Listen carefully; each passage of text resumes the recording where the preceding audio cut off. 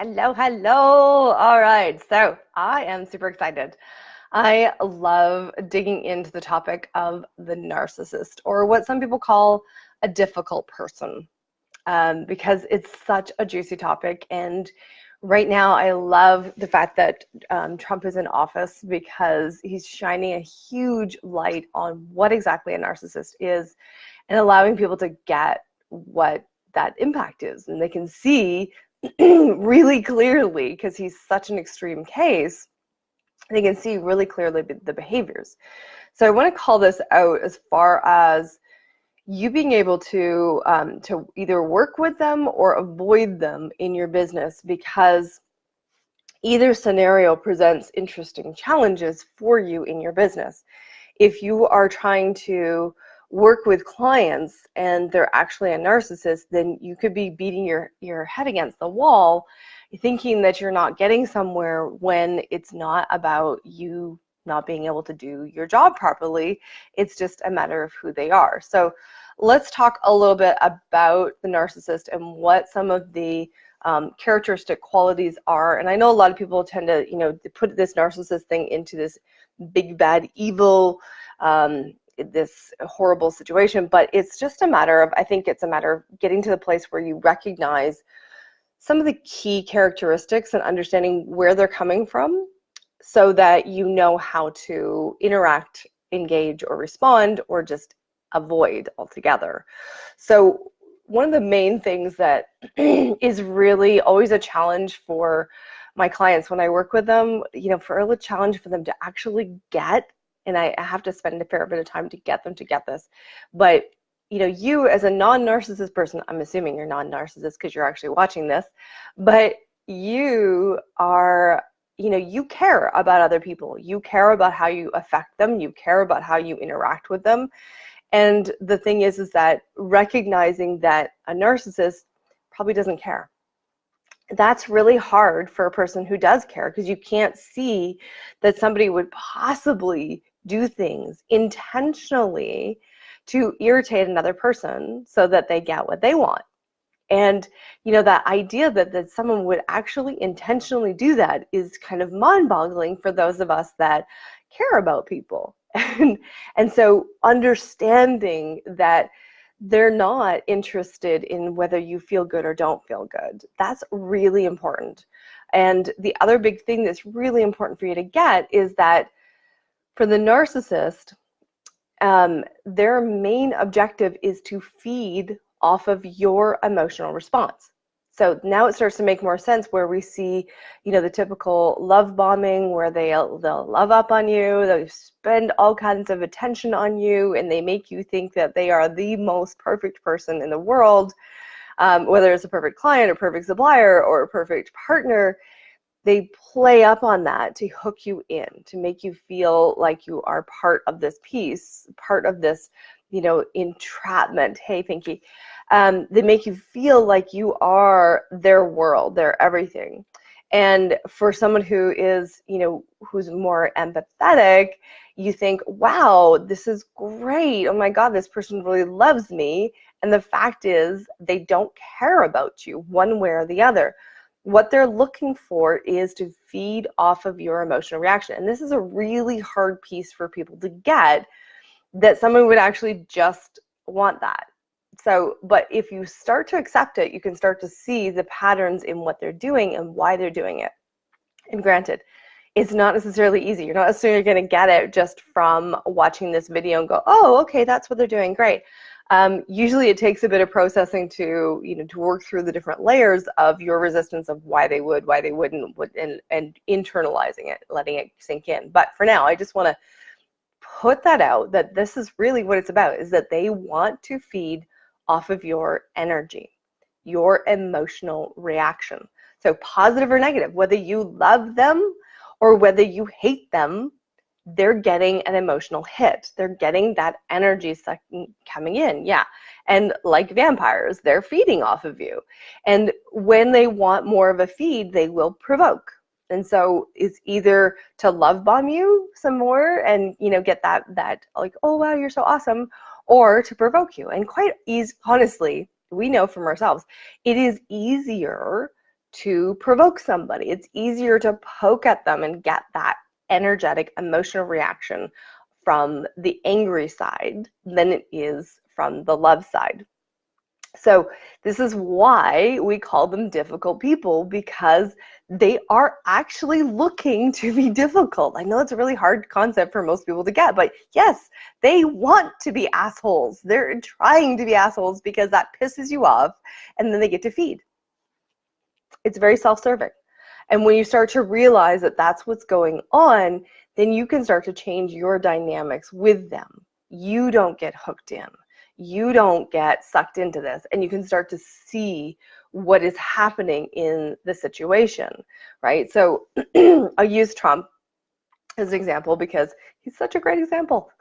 I love it. So you look at what he does, and he will start something to create a disruption. His latest thing is this whole separating the kids. I would be willing to bet money that he is doing this intentionally to get a rise out of the population and to distract them from something else that he's doing. So when I see a narcissist doing something like that, my question, where I go in my head now, is what do they not want me to see? What do they not want me to pay attention to? Because what they're actually provoking is not what they want you to be looking at. That's the thing. It's like when we get that, when we see that what they are provoking is not what they want us to see, then you can take a step back, because everybody, like there's so many people in the world that are reacting emotionally, being highly charged about these things that he's doing. And it's like you are feeding him. You're continually feeding him. And I know this is like, I'm sorry, but all you people that are emotionally reacting, you're fucking part of the problem, okay? Because you keep feeding him. The only way to really stop a narcissist is to stop feeding him or her, okay? Male or female, they can be both. We've had lots of examples of both. So I typically say male because it's the version of the narcissist that tends to be more visible. Hey, Jen. But women can be just as bad at narcissists. And in fact, you know, because there's those two types. There's that grandiose, which is out there, larger than life Trump. And then there's also the victim type where, you know, everything goes wrong in their life. Everything's going bad, and they suck people into helping them all the time. But when it comes to actually changing something, they don't actually want to change something. So they're the ones that you really got to watch out for clients, and the grandiose are the ones that typically you have to watch out as suppliers, because both sides can really screw up your business if you're sucked into it, right? So on a business side, the grandiose narcissists are where I see typically, I see a lot of people getting sucked into coaches that don't deliver, and they're very grandiose in, you know, what their promises are, and they're great at ad copy, and they sound so confident, and they've got all this stuff. But you got to check in with your awareness, and that's the training that I do with the inner dominatrix, is to really get you finely tuned in to being able to check your awareness and know whether someone's going to deliver the goods or not deliver the goods, right? If you are sitting in this scarcity mindset and you're afraid and you just are going to jump on something, you're probably going to get sucked in. So standing in your inner power is going to stop you from wasting your money on that side of it. The victim narcissists are the people who, you know, they're probably going to come to you with some big sob story. I need a deal. I need a break. Oh my God, this is what's happened to me. And, you know, my parents are being so mean. And, you know, the ex, he's being so mean to me. And And again, I'm going to use the female pronoun here because typically the women are more in the victim narcissist, the covert narcissist side than the grandiose. It's typical. Not always the case. I've met both on both sides. I love these people, and they drive me crazy at the same time. So the victim ones, they will be the ones that will screw you over as far as paying you. They'll be the ones that will suck up all your time. They need, you know, 50,000 emails answered. They need so much hand holding. They're going to suck up your time. And so again, you need to be aware in business who is.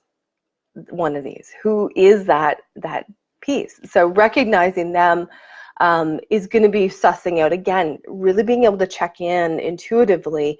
Do they actually want to shift and change? Do they want that? Or are they looking to feed off of you by having you feel bad for them? Right? And I know, again, like people think, this is crazy. Why would you stay in this victim mode? No, that's great. It's a great way. You have all these people going, oh, you poor thing, and oh, let me help you here, let me do this for you, and I see it. And this is the victim type, or the narcissistic type that has hooked me in the last few years. Like, they're the ones that I don't tend to see as quickly. And so it takes me a little longer to spot them, but I do. So now I tend to, like, I've actually gotten to a place where I have a physical reaction to narcissists. And so that's my little radar that goes off. I'm like, oh, cool. Okay, back off. Anyway, those are some awarenesses. The reality is there's about 15% of the population that would be identified as having narcissistic character disorder. That means that anywhere you go, there is bound to be a narcissist in the room. So if you go to a networking meeting and there's 20 or 30 people, there's probably 2 or 3 in the room that are narcissists. If you are in a business and you have employees, there's a good chance that you are going to run into them in interviews. There's clients, all of these things. And it's not to be afraid of it, but to understand how to work with them, how to spot them. They're all about them. They just want to feed off of you. It's an awareness. It's not. And it's the less you make you wrong, the easier it is to spot them. That's the big thing. And of course, getting to a place where you stop making you wrong is all about what I do. That is the whole thing with claiming your inner dominatrix. It's getting you to step into your power, getting you to step into your divine energy inside. So hopefully this has been helpful, gives you some pieces. Of course, if you are looking to go deeper, if you want to dive in and really claim your inner dominatrix so that you can rock your business, I would love to have a conversation with you. Have a fantastic day. Oh, actually, just point out, Jen has pointed out she gets tingles in her feet. That's her little sign that she gets when she meets a narcissist. So you can pay attention to what may be your clue of what's coming in for tipping off that this is a narcissist that you're dealing with, and so you can change how you're interacting with them. All right, have an amazing day. Take care.